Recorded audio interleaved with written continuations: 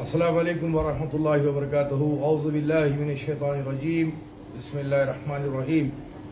الحمدللہ نحمده ونستعینه ونستغفره ونعوذ باللہ من شرور انفسنا ومن سیئات اعمالنا، من يهده الله فلا مضل له ومن يضلله فلا هادي له، ونشهد ان لا اله الا الله واشهد ان سيدنا وشفيعنا وحبيبنا ونبينا مولانا محمدا عبده ورسوله، اما بعد، اعوذ بالله من الشيطان الرجيم، بسم الله الرحمن الرحيم۔ ان الله وملائكته يصلون على النبي يا ايها الذين امنوا صلوا عليه وسلموا تسليما، اللهم صل على سيدنا محمد وعلى ال سيدنا مولانا محمد وبارک وسلم۔ حضرات اکرام، سلام اس بارگاہ میں جس نے اپنی اولاد کو نثار کرنے کا جذبہ رکھا نبی کریم صلی اللہ علیہ وسلم کی ذات اقدس پر۔ وہ ذات کو آج دنیا حضرت ابو طالب کے نام سے جانتی ہے۔ حضرت ابو طالب رضی اللہ تعالیٰ عنہ کا معاملہ آقا دو جہاں صلی اللہ علیہ وسلم سے بڑا ہی عجیب و غریب معاملہ تھا۔ دنیا آج حضرت ابو طالب رضی اللہ تعالیٰ عنہ کے ایمان کو چیلنج کرنے کی کوشش کر رہی ہے۔ سب سے پہلے ہم کو یہ سمجھنے کی ضرورت ہے کہ صاحب ایمان کون ہوتا ہے، صاحب ایمان کس کو کہا جاتا ہے۔ اگر کوئی لا الہ الا اللہ محمد رسول اللہ پڑھ لے اور اپنے دل میں وہ جذبہ محبت نہ رکھے جو حقیقی ایمان والے کو ہونا چاہیے، تو پھر اس کا کلمہ پڑھنا بیکار ہوگا، رائگاں ہوگا۔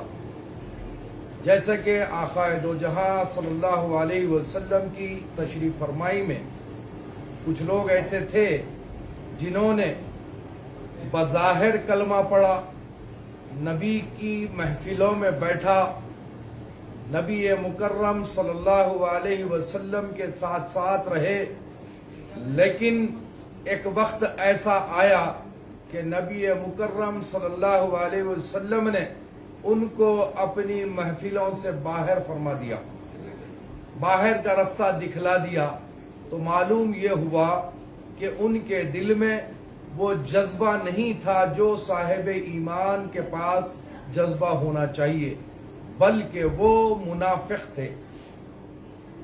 بظاہر تو اپنی زبان سے کلمہ پڑھا، لوگوں کو دھوکہ دیا، لیکن دنیا کو تو دھوکہ دیا جا سکتا ہے، اللہ اس کے رسول کو دھوکہ نہیں دیا جا سکتا۔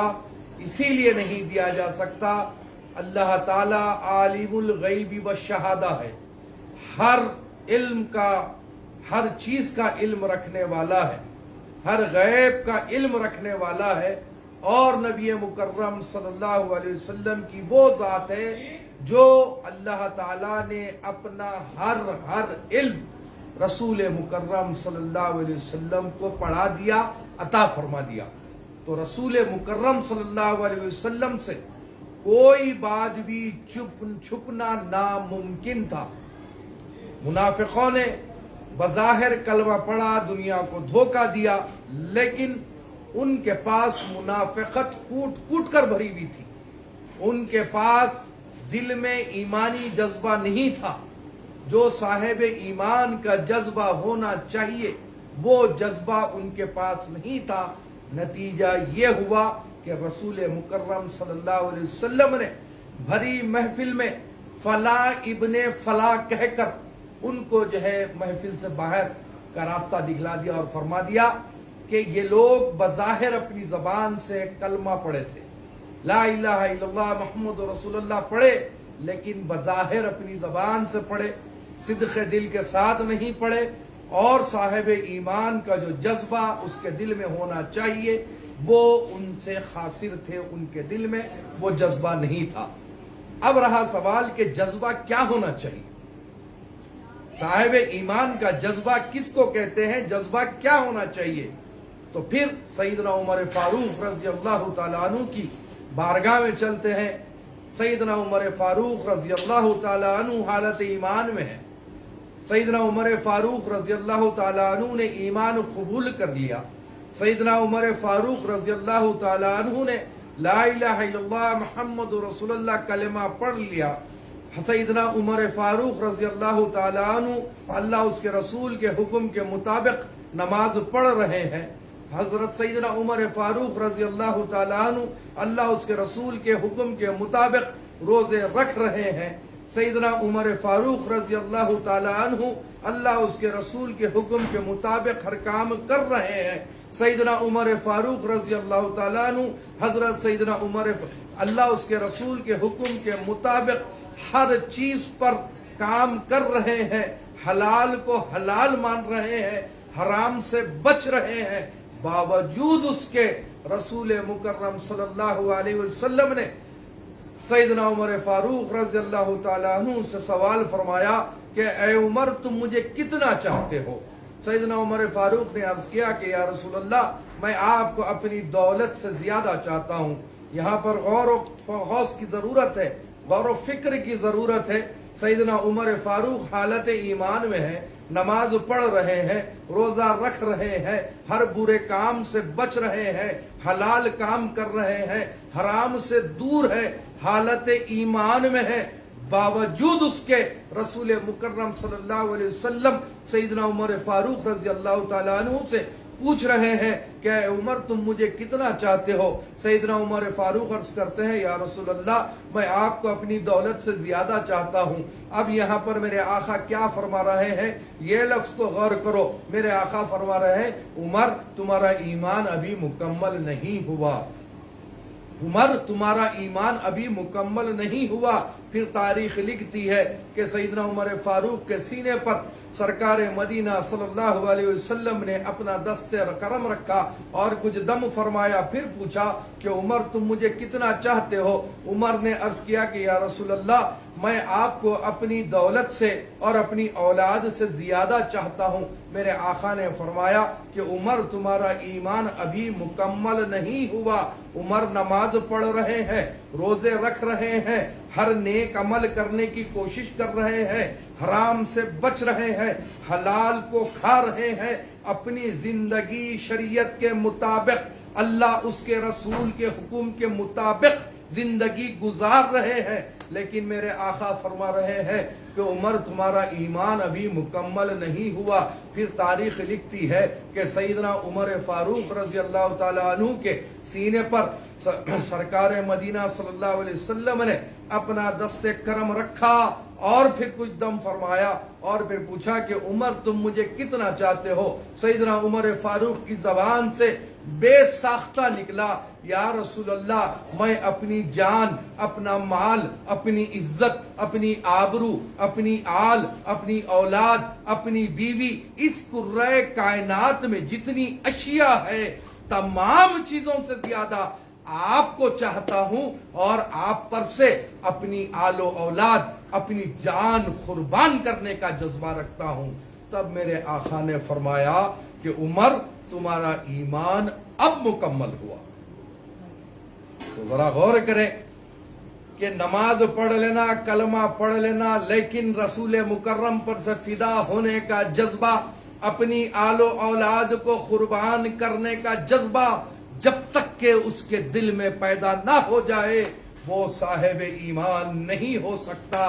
تو آؤ پھر چلے حضرت ابو طالب رضی اللہ تعالیٰ عنہ کی بارگاہ میں اور دیکھیں کہ سیدنا ابو طالب رضی اللہ تعالیٰ عنہ کا کیا عمل تھا۔ تاریخ لکھتی ہے کہ رسول مکرم صلی اللہ علیہ وسلم جب تاریکی ہو جاتی، رات ہو جاتی، جب سونے کا وقت آ جاتا تو رسول مکرم صلی اللہ علیہ وسلم کو ایک مقام پر حضرت ابو طالب سلا دیتے اور رات کی تاریکی میں بیچ رات میں آپ سرکار مدینہ صلی اللہ علیہ وسلم کو نیند سے بیدار کر دیتے اور فرماتے کہ اے محمد یہاں سے اٹھ جاؤ، فلاں مقام پر سو جاؤ۔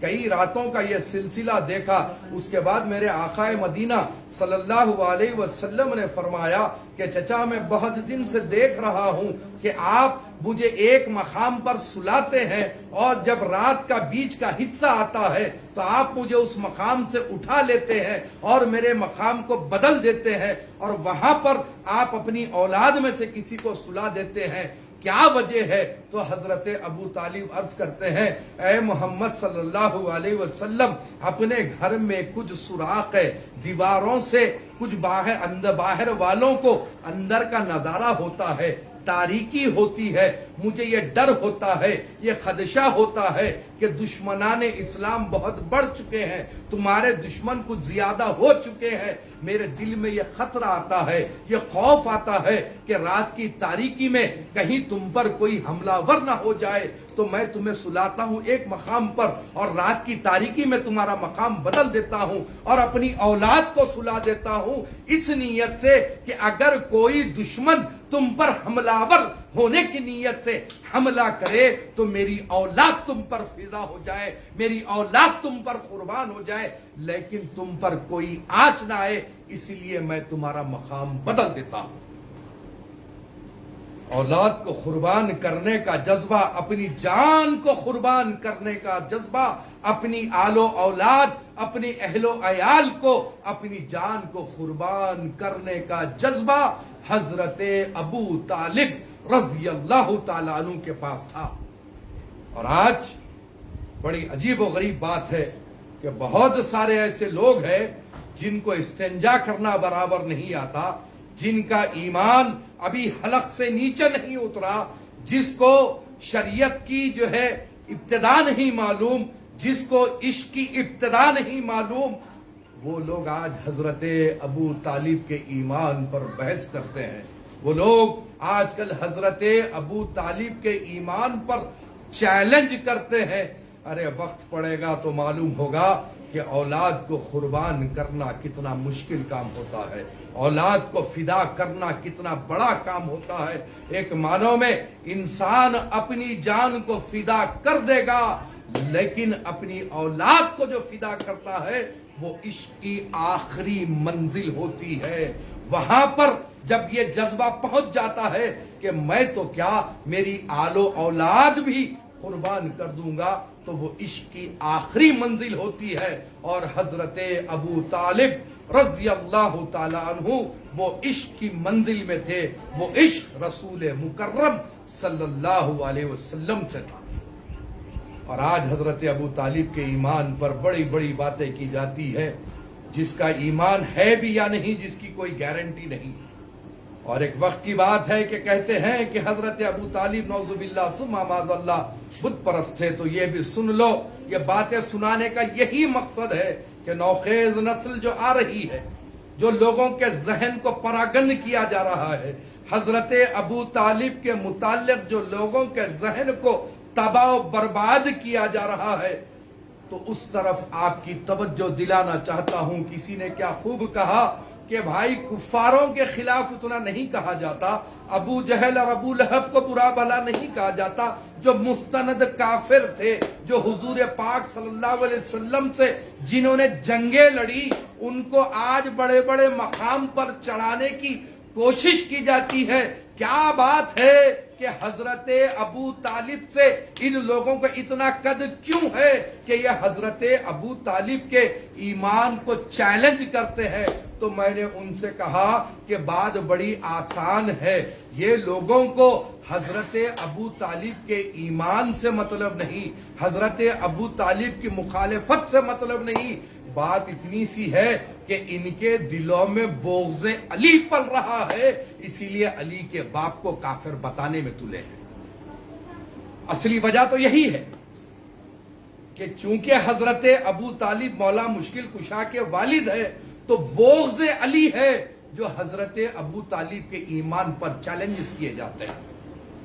تو سنو کہ ایک وقت کی بات ہے کہ قحط پڑ گیا تھا، سوکھا پڑ گیا تھا، اور اس وقت کے جتنے بڑے بڑے کفاران قریش تھے، اس وقت کے جتنے بڑے بڑے لوگ تھے، تمام لوگوں نے حضرت ابو طالب سے آ کر کہا کہ قحط پڑ گیا ہے، ہم اپنے معبودوں کے سامنے دعا کریں گے، کیونکہ وہ بت پرست تھے، 3 خدا کو ماننے والے تھے، 3 بڑے بڑے ان کے پاس بتیں تھی، تو ان کو سامنے رکھ کر دعا کرتے تھے۔ لیکن تاریخ لکھتی ہے، تاریخ بتلاتی ہے کہ جب وہ سب سے بڑے بت کو رکھے اور دعا کرے، حضرت ابو طالب موجود نہیں تھے۔ دوسرے بت کو رکھے، دعا کرے، حضرت ابو طالب موجود نہیں تھے۔ تیسرے بت کو رکھے، دعا کرے، حضرت ابو طالب موجود نہیں تھے، جبکہ آپ سارے قبیلے کے سردار تھے۔ یہ ہونا تھا کہ سب سے آگے آپ کھڑے ہونا تھا، لیکن آپ وہاں پر کھڑے نہیں رہے بلکہ پیچھے کھڑے رہ گئے، اور وہ بت پرستوں میں حضرت ابو طالب شامل نہیں ہوئے۔ جب انہوں نے بتوں کے سامنے دعائیں کی، کوئی فرق نہیں ہوا، قحط ختم نہیں ہوا، سوکھا ختم نہیں ہوا، بارش نہیں ہوئی، تو حضرت ابو طالب رضی اللہ تعالیٰ عنہ نے فرمایا کہ تم نے اپنی کوششیں کر لی ہے، اب میں ایک ایسی ذات کو لے کر آؤں گا جس کو آسمان کی طرف بتاتے ہی اللہ تعالیٰ باران رحمت فرمائے گا، نزول رحمت فرمائے گا، رحمتوں والی بارش ہوگی۔ تاریخ لکھتی ہے سیدنا حضرت ابو طالب رضی اللہ تعالیٰ عنہ اپنے حجرے میں گئے، آقائے دو جہاں صلی اللہ علیہ وسلم کو اپنے گود میں لیا اور کعبے کی دیوار پر سرکار مدینہ کی پیٹھ لگا کر دعا کی کہ اے اللہ تو بارش کو نازل فرما، تو رحمت کی بارش کو نازل فرما۔ تاریخ لکھتی ہے کہ سرکار مدینہ کی پیٹھ کو جیسے ہی کعبہ شریف پر لگایا گیا اور دعا کی گئی تو ایسی بارش ہوئی کہ عرب سے سارا سوکھا ختم ہو گیا، سارا قحط ختم ہو گیا۔ تو معلوم یہ ہوا کہ ابھی رسول کریم صلی اللہ علیہ وسلم نے اعلان نبوت نہیں فرمایا تھا۔ میرے آقا تو اس وقت سے نبی ہے جب حضرت آدم آگ اور پانی کی منزلیں طے کر رہے تھے، لیکن یہ راز کسی کو معلوم نہ تھا کیونکہ میرے آقا نے اعلان نبوت نہیں فرمایا تھا۔ لیکن حضرت ابو طالب کی وہ نگاہیں تھی کہ حضرت ابو طالب جان گئے تھے کہ یہ میرے گھر میں آنے والا کوئی ایسا ویسا نہیں ہے، یہ کوئی عام بچہ نہیں ہے، بلکہ یہ میرا بھتیجا امام الانبیاء ہے، جس کے واسطے اور وسیلے سے جب دعا مانگی جائے گی تو پروردگار عالم کی بارگاہ میں رد ہونے والا نہیں ہے۔ اس یقین کے ساتھ، اس بھروسے کے ساتھ حضرت ابو طالب رضی اللہ تعالیٰ عنہ نے آقا دو جہاں صلی اللہ علیہ وسلم کو کعبے کی دیوار پر لگا کر جب دعا مانگی تو پروردگار عالم نے رحمت کا نزول فرمایا۔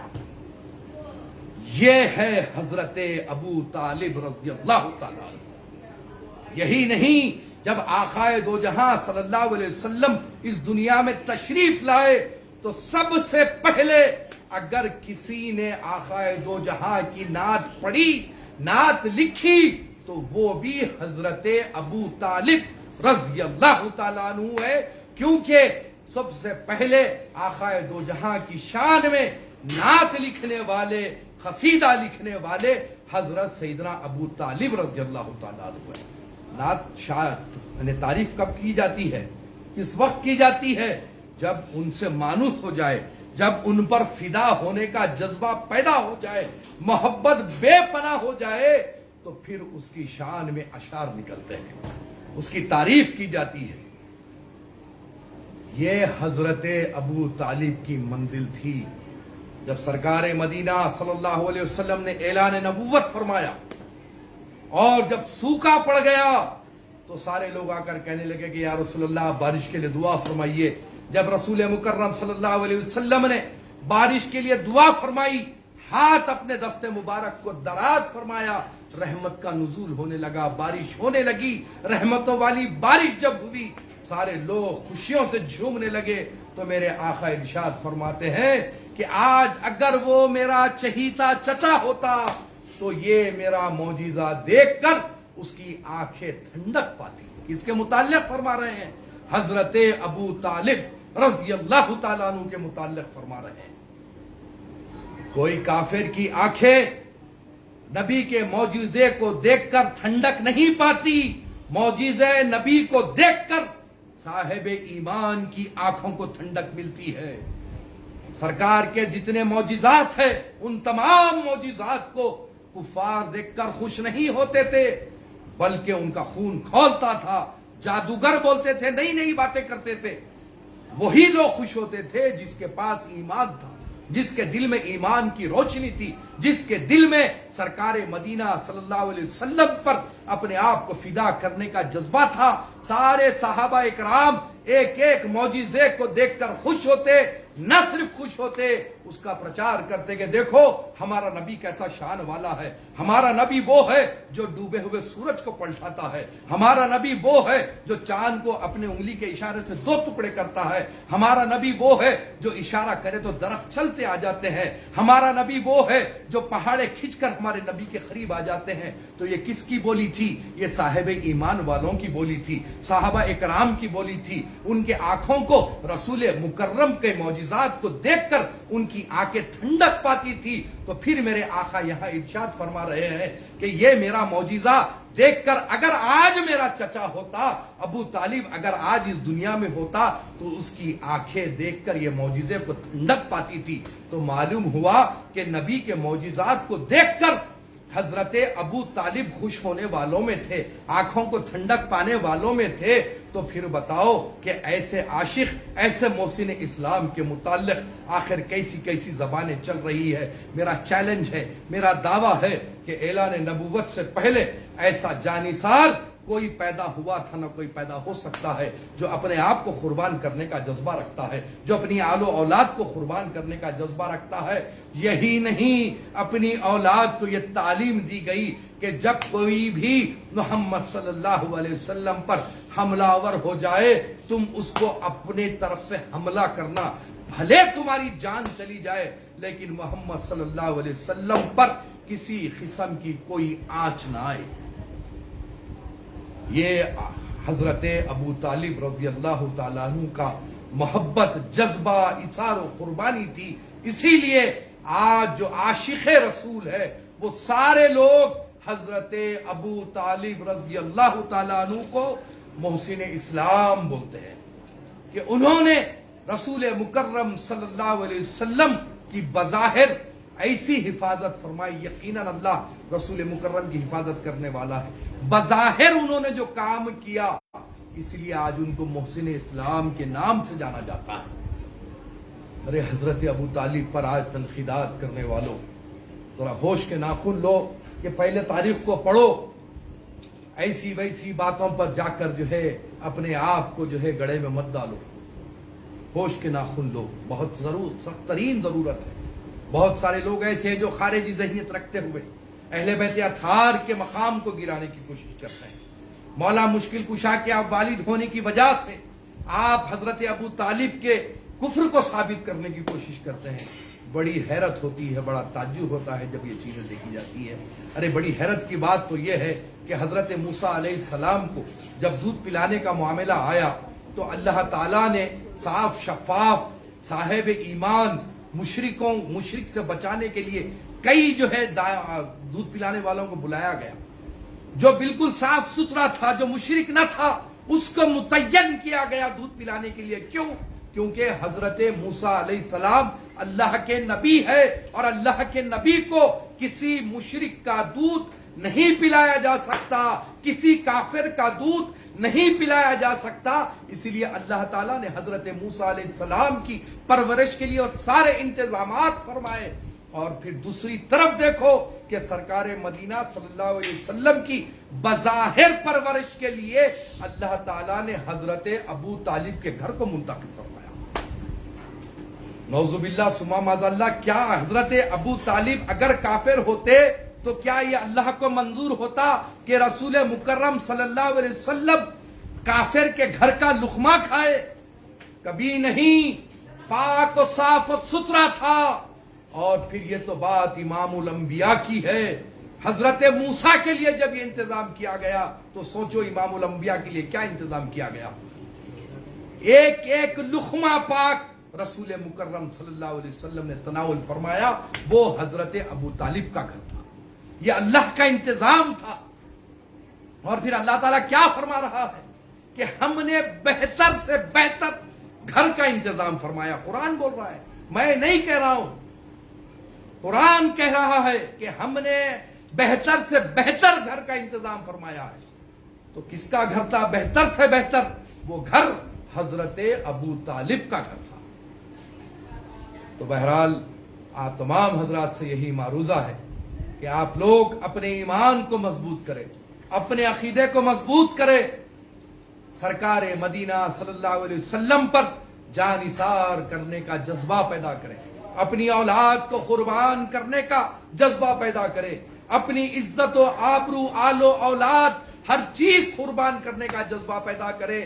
جب یہ آپ کے دل میں جذبہ پیدا ہوگا تبھی آپ مسلمان ہوں گے، تبھی آپ کامل مومن ہوں گے۔ اور یہ جذبہ حضرت ابو طالب رضی اللہ تعالیٰ عنہ کے پاس تھا۔ بہرحال اللہ تعالیٰ سے دعا ہے کہ مولا ہمارے عقیدوں میں سدھار فرما دے، ہمارے ایمان کو مکمل فرما دے، ہمارے یقین کو مضبوط فرما دے، رسول مکرم صلی اللہ علیہ وسلم اور اہل بیت اطہار کے دامن سے ہمیں اٹوٹ وابستہ رکھے۔ السلام علیکم ورحمۃ اللہ وبرکاتہ۔